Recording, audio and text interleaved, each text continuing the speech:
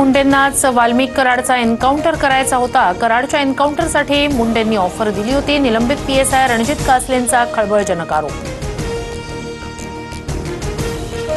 निलंबित झालेल्या एखाद्या अधिकाऱ्याचं किती मनावर घ्यायचं हे ठरवायला हवं। धनंजय मुंडेंवरील आरोपांवर अजित पवारांचं उत्तर। वाल्मिक कराडकडे धनंजय मुंडेंची कुंडली म्हणून एन्काउंटरची ऑफर असेल।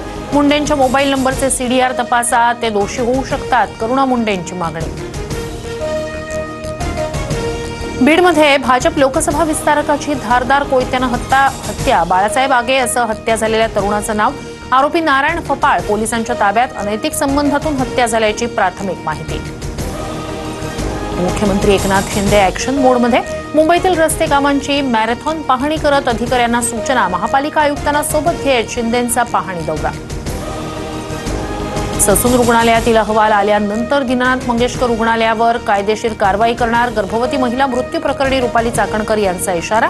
तर आजच अहवाल सादर करण्याचा ससून प्रशासनाचा प्रयत्न। संभाजी भिडेंना कुत्रा चावल्यानंतर सांगली महानगरपालिका प्रशासन अलर्ट। भटक्या कुत्र्यांना पकडण्याची मोहीम सुरू। संभाजी भिडेंच्या डाव्या पायाचा चावा घेत कुत्र्यानं केला होता हल्ला।